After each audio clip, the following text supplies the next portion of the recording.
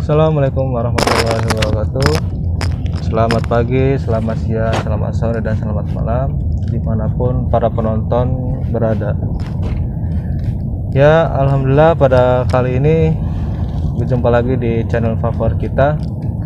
Pada hari ini kebetulan saya ingin test drive kendaraan Alphard tahun 2012 ya. Ini mobil ini habis dari bengkel tadi dengan keluhan ABS nyala ya, jadi dari sensornya putus ya, speed sensor depan kanan. Kebetulan mau kita tes dulu. Sambil tes saya ingin menceritakan lah apa aja sih kekurangan di Toyota Alphard menurut versi saya ya, yang pernah sering saya temui di bengkel ya. Jadi kalau untuk Alphard generasi tahun 2011, 2012, 2010 ya, sekitaran tahun-tahun segitulah. Bahkan Alphard ataupun Velfire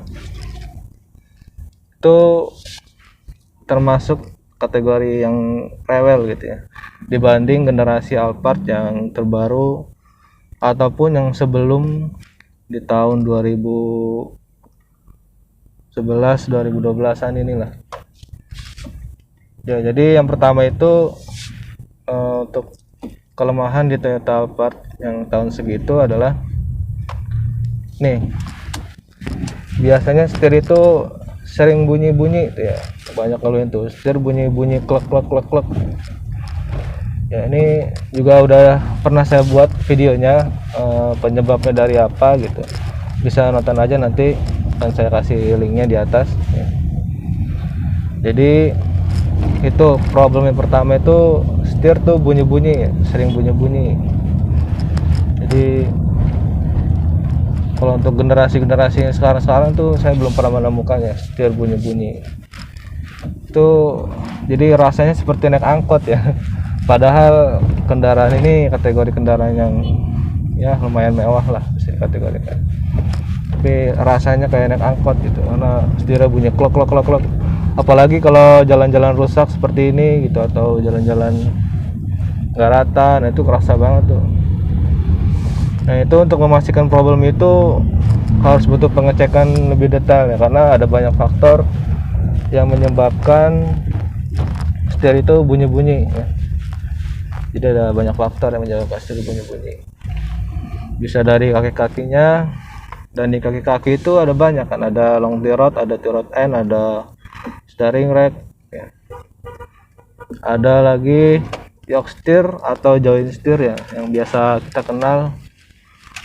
Nah, itu juga harus dicek juga. Dan ada lagi dari motor EPS nya, bisa juga dari bushingnya itu pecah ya, udah pecah, bisa bunyi-bunyi juga tuh. Jadi ada banyak faktor yang menentukan bunyi-bunyi di setir Alphard. Jadi sering banget itu bermasalah di part-part itu. Jadi ketika ada kerusakan di mobil para penonton sekalian, pokoknya nggak jauh-jauh dari spare part yang tadi saya sebutkan itu yang rusak. Nah, itu untuk problem yang pertama atau keluhan pertama di Toyota Alphard ya tahun 2011 2012 ya. Ataupun Velfire juga sama ya.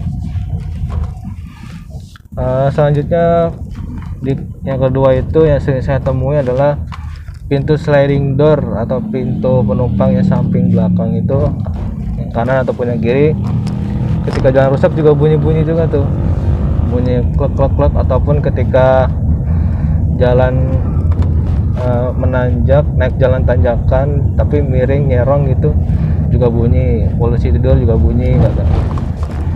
Nah, itu solusinya biasanya dari setelannya aja sih.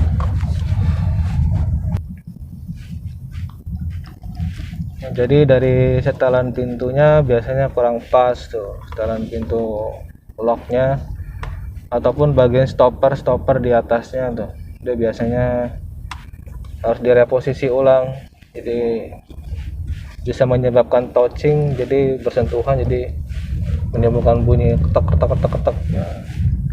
Nanti kedepannya akan saya buat videonya, seandainya ada yang mau request cara perbaikan bunyi di pintu-pintu ya. tolong diklik di kolom komentar aja yang mau request gitu. Terus itu ya, jadi di pintu-pintu bunyi, pintu terutama di pintu belakang, pintu sliding door ya, itu penumpang. Lalu selanjutnya adalah engine mounting di mesin Alphard ini juga sering kena ya, sering pecah ataupun sering lemah, terutama yang kilometernya udah agak tinggi ya. Kalau dibandingkan mobil-mobil lain dengan kilometer yang sama, yang masih lebih bagus dibanding Alphard gitu ya. Jadi ketika itu pecah ataupun lemah, gejalanya adalah ketika kita masukkan persneling D pas mau awal jalan itu ada suara jeduk gitu di depan, ketika pas mau kita gas awal ya, pas mau jalan awal tuh jeduk gitu. Nah itu gejala-gejala engine mountingnya udah mulai harus diganti tuh, udah lemah ataupun bisa juga pecah.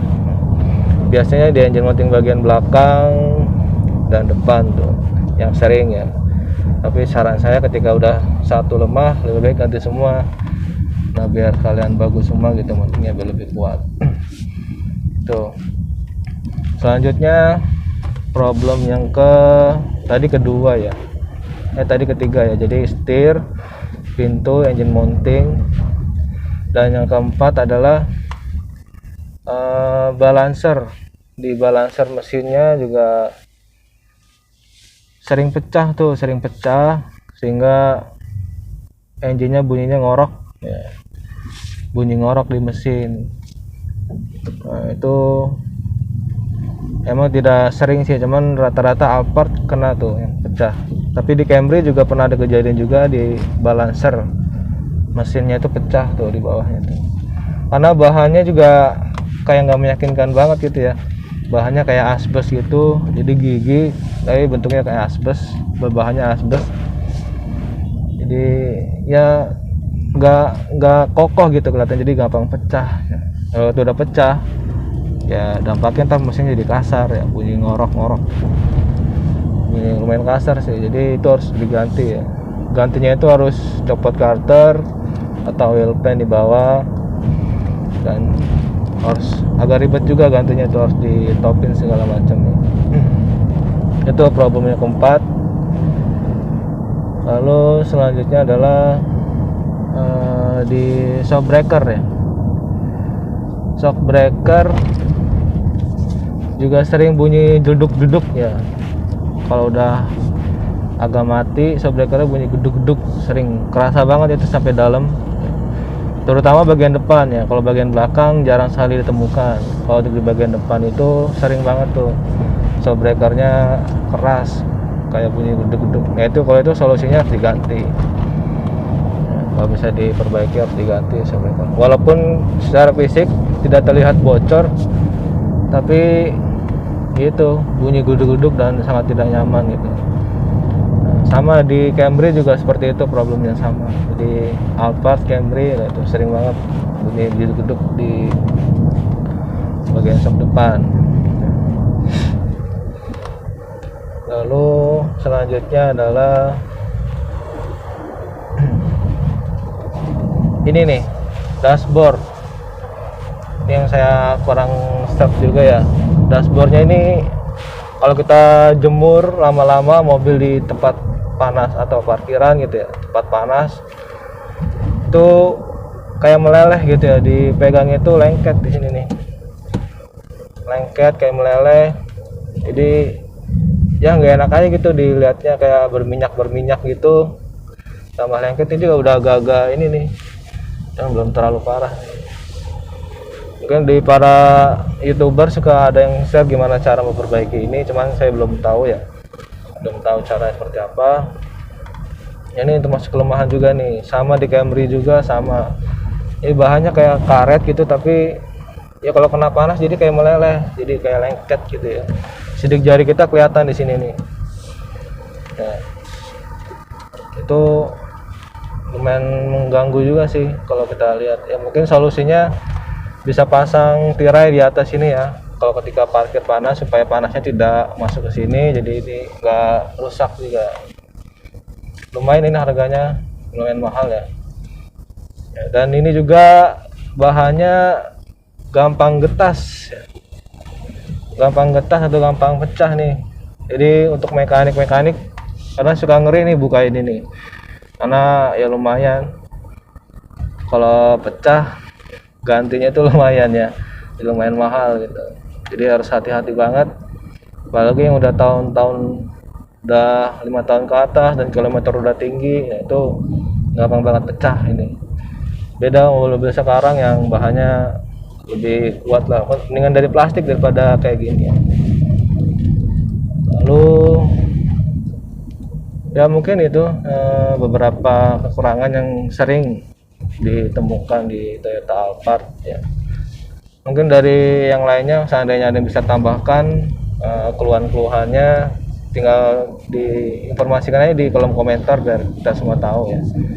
Kalau untuk saya pribadi itu yang sering ditemukan di Toyota Alphard. Ya mungkin sekian video yang bisa saya sampaikan terkait dengan kekurangan Toyota Alphard di tahun 2011, 2012 ya, ataupun Velfire sama ya. Jadi semoga bisa bermanfaat. Jangan lupa klik tombol like, share, dan subscribe untuk bisa mendukung channel ini bisa lebih berkembang lagi. Saya akhiri sekian. Assalamualaikum warahmatullahi wabarakatuh.